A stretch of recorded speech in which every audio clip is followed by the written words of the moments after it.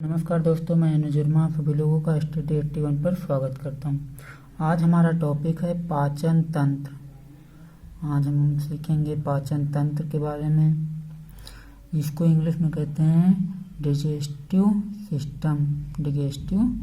System. पाचन तंत्र के बारे में आज हम सीखेंगे। देखो, पाचन वह भौतिक एवं रासायनिक प्रक्रिया है। पाचन वह भौतिक एवं रासायनिक प्रक्रिया है जिसके दौरान भोजन के बड़े बड़े टुकड़े या बड़े बड़े पदार्थ भोजन के बड़े बड़े पदार्थों को छोटे छोटे सूक्ष्म भागों में विखंडन करता है। पाचन वह भौतिक एवं रासायनिक प्रक्रिया होती है जिसके दौरान भोजन के बड़े बड़े पदार्थों को छोटे छोटे सूक्ष्म भागों में विभाजित करता है। ये सूक्ष्म पदार्थ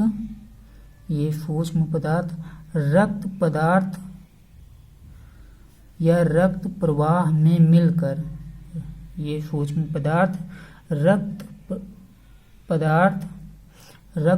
में मिलकर शरीर के अलग अलग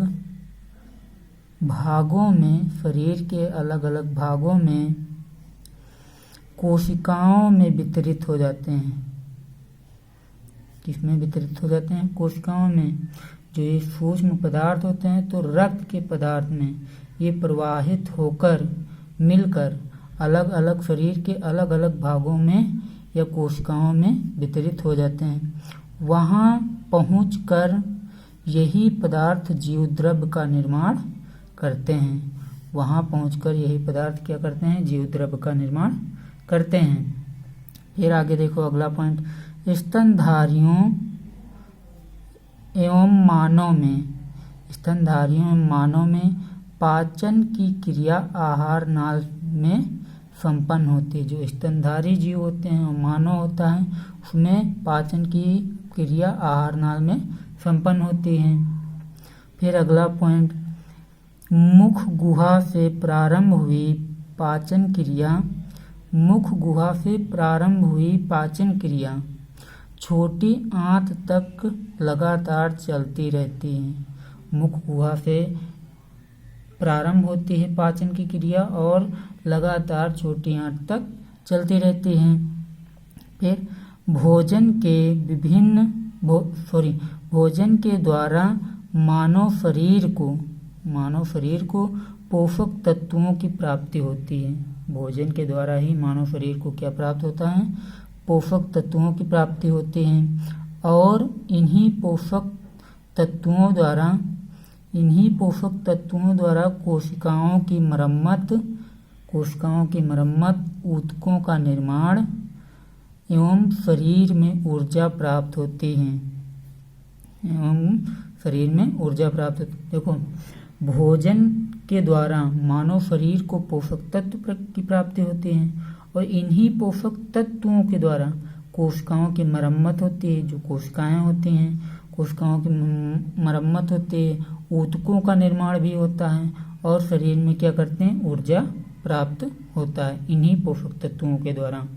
फिर अगला देखो, भोजन की पाचन क्रिया संपूर्ण क्रिया 5 चरणों में होती है। जो भोजन की संपूर्ण क्रिया होती है वो 5 चरणों में पूरी होती है। कितने चरणों में पूरी होती है? 5 चरणों में। सबसे पहला आता है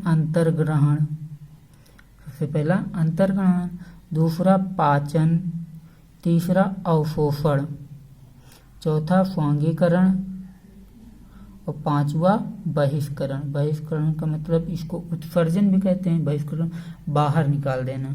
अंतर्ग्रहण जब ग्रहण करते हो भोजन, पाचन जब उसमें पाचन होने लगता, अवशोषण जब वो एंजाइम और पदार्थों का अवशोषण करते हैं। स्वांगीकरण का मतलब होता है जब उसमें रस का उत्पन्न होने लगता है, उसको स्वांगीकरण कहते हैं। फिर आगे देखो,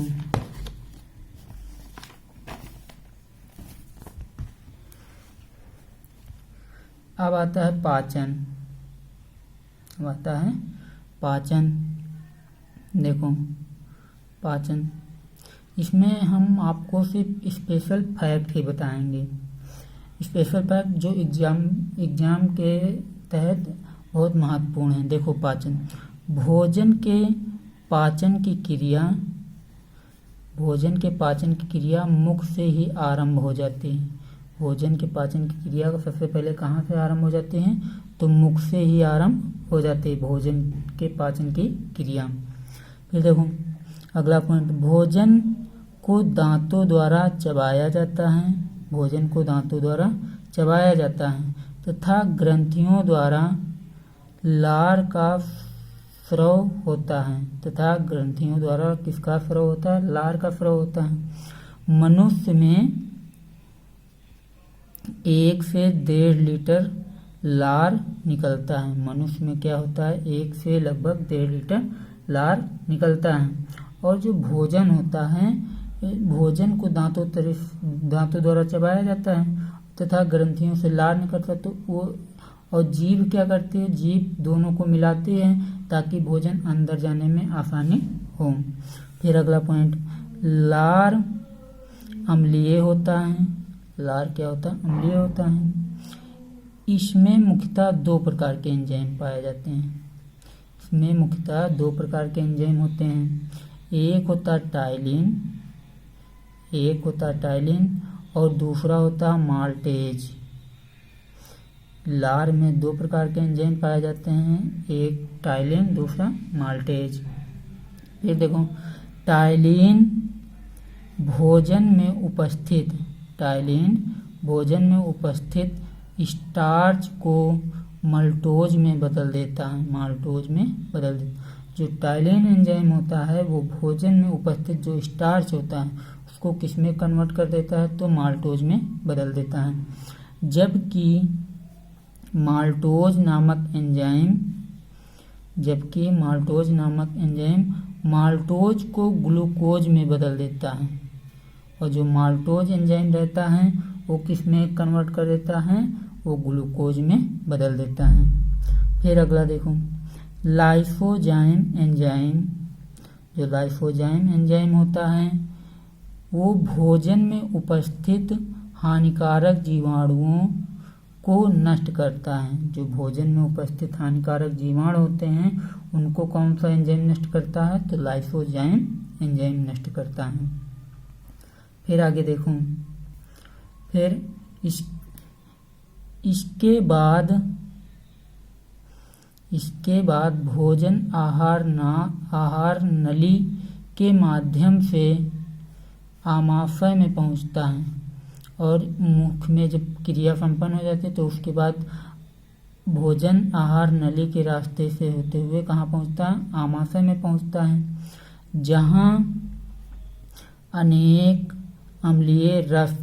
जहाँ पर अनेक आमाशय में क्या होते हैं? अनेक अम्लीय रस पाए जाते हैं, जैसे हाइड्रोक्लोरिक अम्ल HCl, हाइड्रोक्लोरिक अम्ल, जठर रस भी आमाशय में पाया जाता है, पित्त रस भी पाया जाता है, रेनिन एंजाइम पाया जाता है, पेप्सिन पाया जाता है, लाइपेज पाया जाता है, एमाइलेज पाया जाता है आदि द्वारा ये पाचन की क्रिया होती है। इन्हीं के द्वारा पाचन की क्रिया होती है।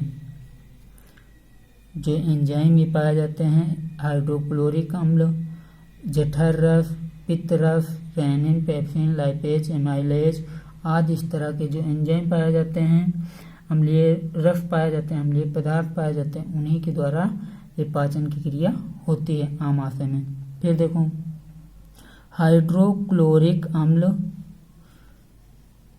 एंजाइम की क्रिया को तेज कर देता है। जो हाइड्रोक्लोरिक अम्ल होता है आमाशय में, उसमें क्या करता है? एंजाइम की जो क्रिया होती है उसको वो बढ़ा देता है तथा भोजन को अम्लीय बनाता है। फिर देखो, पेप्सिन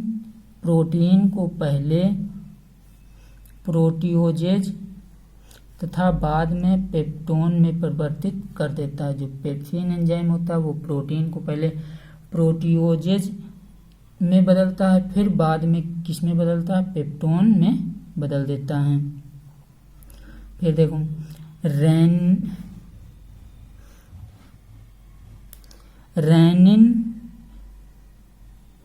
जो रेनिन एंजाइम होता है वो दूध में घुलनशील प्रोटीन, रेनिन एंजाइम जो दूध में घुलनशील प्रोटीन को केसीन, जो दूध में कौन सा प्रोटीन पाया जाता है, केसीन को कैल्शियम पैराकार्सिनेट में बदल देता है। जो दूध में उपस्थित प्रोटीन होता है केसीन, रेनिन क्या करता है, तो रेनिन जो दूध में घुलनशील प्रोटीन होता है केसीन, उसको किस में कन्वर्ट कर देता है, कैल्शियम पैराकार्सिनेट में बदल देता है। फिर देखो लाइपेज वसाओं को वसा अम्लों तथा ग्लिसरॉल में बदल देता है। जो लाइपेज एंजाइम होता है वो वसाओं, जो वसा होते हैं भोजन में, उसको किस में बदलता है, तो वसा अम्लों में तोड़ता है और किसमें, ग्लिसरॉल में बदल देता है। फिर देखो एमाइलेज कार्बोहाइड्रेट का पाचन करता है। जो एमाइलेज एंजाइम होता है वो कार्बोहाइड्रेट का पाचन करता है, जबकि ट्रिप्सिन प्रोटीन का पाचन करता है। जो ट्रिप्सिन एंजाइम होता है वो प्रोटीन का पाचन करता है। अब देखो कुछ एंजाइम दिए गए हैं, उनको किस में बदलते हैं, जैसे स्टार्च हैं तो टाइलिन बदलता है माल्टोज में, टाइलिन एंजाइम किस स्टार्च को किस में बदलता है, माल्टोज में। और माल्टोज एंजाइम जो होता है वो माल्टोज एंजाइम माल्टोज में बदल देता है, और जो माल्टोज होता है तो माल्टोज एंजाइम उसको ग्लूकोज में कन्वर्ट कर देता है, किसमें, ग्लूकोज में। जो प्रोटीन होते हैं तो प्रोटीन, जो पेप्सिन एंजाइम होता है तो पेप्सिन एंजाइम प्रोटीन को प्रोटियोजेज में कन्वर्ट कर देता है, प्रोटियोजेज में। और जो प्रोटियोजेज होता है ये पेप्सिन एंजाइम इसको पेप्टोन में कन्वर्ट कर देता है। जो प्रोटियोजेज होता है वो पेप्सिन एंजाइम की मदद से पेप्टोन में कन्वर्ट कर देता है। फिर देखो केसीन प्रोटीन होते हैं तो रेनिन एंजाइम के माध्यम से केसीन प्रोटीन को कैल्शियम पैराक्सिनेट में बदल देता है, कैल्शियम पैराक्सिनेट में बदल देता है। लाइपेज को किस में तोड़ता है, तो ग्लिसरॉल में तोड़ता है। सुक्रोज शर्करा जो होती है वो फ्रक्टोज और ग्लूकोज में कन्वर्ट हो जाती है, और जो लैक्टोज शर्करा होती है वो ग्लैक्टोज और ग्लूकोज में बदल जाती हैं। जो लैक्टोज शर्करा होती है वो किस में बदल जाते हैं, ग्लैक्टोज और ग्लूकोज में बदल जाती हैं। फिर अब आगे देखो, फिर आता है हमारा आमाशय से भोजन छोटी आंत में जाता है, आमाशय से भोजन छोटी आंत में जाता है। यहाँ पर पचे भोजन का शोषण किया जाता है, और आमाशय से भोजन कहाँ जाता है, छोटी आंत पे जाता है। और जहाँ छोटी आंत होती है, छोटी आंत में क्या होता है, भोजन का शोषण किया जाता है तथा अनपचे भाग का पाचन होता है। और जो नहीं पचा भोजन होता है वो कहाँ पे पाचन होता है, छोटी आंत में उसका पाचन होता है।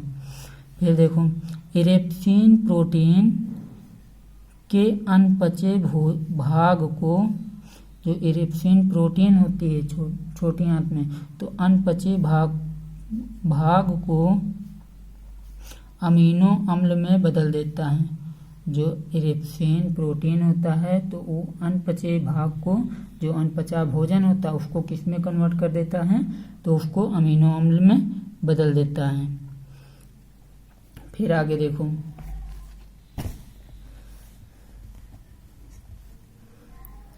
फिर आता हमारा मुख गुहा।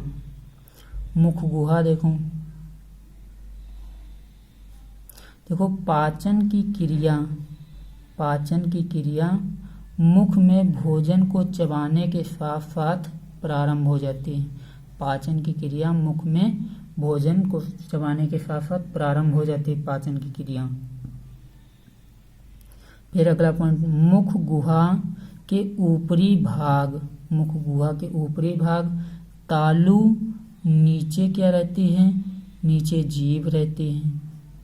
मुख गुहा के ऊपरी भाग तालु रहता है और नीचे जीभ रहती है, ताकि जीभ और तालु जब मिलते हैं तो आपस में उनको क्या करते हैं, तो गबड़ते हैं लार के साथ। फिर देखो स्तनियों में जीभ सबसे विकसित होते हैं। जो स्तनधारी होते हैं उसमें जीभ सबसे विकसित होती है। फिर अगला पॉइंट, यह भोजन को लार में मिलाने तथा दांतों के बीच लाने में मदद करती हैं। जो जीभ होती हैं वो भोजन को लार में मिलाने में मदद करती है और दांतों के बीच में लाने का मदद भी ये करती है। तो जैसे जीभ का कार्य होता है तो भोजन को दांतों के बीच में लाना और भोजन को लार में मिलाना, तो ये किसका कार्य होते हैं, जीभ का कार्य होता है। फिर देखो अगला पॉइंट, जीभ की ऊपरी सतह खुरदुरी होती है। जो जीभ की ऊपरी सतह होती है वो खुरदुरी होती है। जीभ में 2 प्रकार की ग्रंथियां पाई जाती हैं। जीभ में 2 प्रकार की ग्रंथियां होती हैं। एक होता है शीर्मी ग्रंथ, एक होता है श्लेष्मिक ग्रंथ। एक होता है शीर्मी ग्रंथ, एक होता है श्लेष्मिक ग्रंथ। सीरियस या इसको कहते हो सर्वोस ग्लैंड, और दूसरा होता है म्यूकस ग्लैंड। एक को कहते हो सर्वस ग्लैंड, दूसरे को कहते हैं म्यूकस ग्लैंड। कुत्तों की जीभ जैसे होती है, एग्जाम्पल क्या बताया गया है, कुत्तों की जीभ दी गई। फिर अगला देखो, मुख में लगभग 600 लार ग्रंथियां होती हैं। जो मुख होता है तो मुख में कितने प्रकार की कितनी ग्रंथियां होती हैं, लगभग 600 लार ग्रंथियां होती हैं। देखो जिसमें 3 जोड़ी प्रमुख लार ग्रंथि होती हैं। जिसमें 3 जोड़ी क्या होते हैं, प्रमुख लार ग्रंथि होते हैं। Number 1 parotid, number 2 sublingual, number 3 submandibular. Number 1 parotid, दूसरा सबलिंगुअल, नंबर 3 सबमैंडिबुलर। देखो पैरामिड से क्या होता है, गलसुआ का रोग होता है। पैरोटिड से क्या होता है, गलसुआ का रोग होता है। अब देखो लार है, अब लार क्या करता है, तो लार में मल्टोज एंजाइम पाया जाता है। मल्टोज किसको बदलता है, तो मल्टोज बदल देता है जैसे टाइलिन है, टाइलिन किसको बदलता है, तो स्टार्च को मल्टोज में बदलता है। स्टार्च को मल्टोज में तोड़ता है टाइलिन एंजाइम स्टार्च को मल्टोज में तोड़ता है। और जो मल्टोज पदार्थ हैं उसको मल्टोज एंजाइम उसको ग्लूकोज में तोड़ता है। जो मल्टोज पदार्थ हैं उसको मल्टोज एंजाइम उसको ग्लूकोज में तोड़ता है। और लाइसोजाइम क्या होता है, ये एंटीबैक्टीरियल होता है। जो इसका मतलब होता है जीवाणु को नष्ट करना। तो एंटीबैक्टीरियल होता है लाइसोजाइम। फिर अगला आता है ग्राफ नली।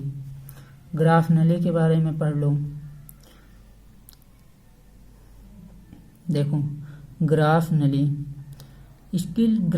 की लंबाई कितनी होती है, तो 22 से 25 सेंटीमीटर लंबी होती है ग्राफ नली, 22 से 25 सेंटीमीटर। मोटी कितनी होती है, तो 28 से 30 mm मोटी होती है ग्राफ नली, 28 से 30 mm मोटी होती है। अब देखो इसकी दीवार पर पाचन ग्रंथियां नहीं होती हैं। जो ग्राफ नली होती है, इसकी ग्राफ नली की दीवार पर क्या नहीं होता, पाचन ग्रंथियां नहीं होती हैं। इसी कारण यहाँ भोजन का पाचन नहीं होता है और इसी के कारण यहाँ पर भोजन का पाचन नहीं होता है। किंतु किंतु यहाँ छोटी छोटी श्लेष्म ग्रंथियाँ होती हैं। यहाँ पर छोटी छोटी श्लेष्म ग्रंथियाँ होती हैं, जिनसे क्या निकलता है? श्लेष्म ग्रंथियों से चिपचिपा पदार्थ निकलता है, स्रवित होता है। जो ग्रास नली होती है उसमें पाचन ग्रंथि नहीं होती हैं, न ही भोजन का पाचन उसमें होता है, किंतु उसमें छोटी छोटी श्लेष्म ग्रंथियाँ होती हैं, जिनसे चिपचिपा पदार्थ निकलता है। अगर आप लोगों को मेरा वीडियो अच्छा लगा हो तो प्लीज़ इसको लाइक करें, सब्सक्राइब कर लें, बेल आइकन का बटन ज़रूर से दबा दें और शेयर कर लें, शेयर करना ना भूलें, ताकि और लोगों को भी लाभ मिल सके। Thank you so much.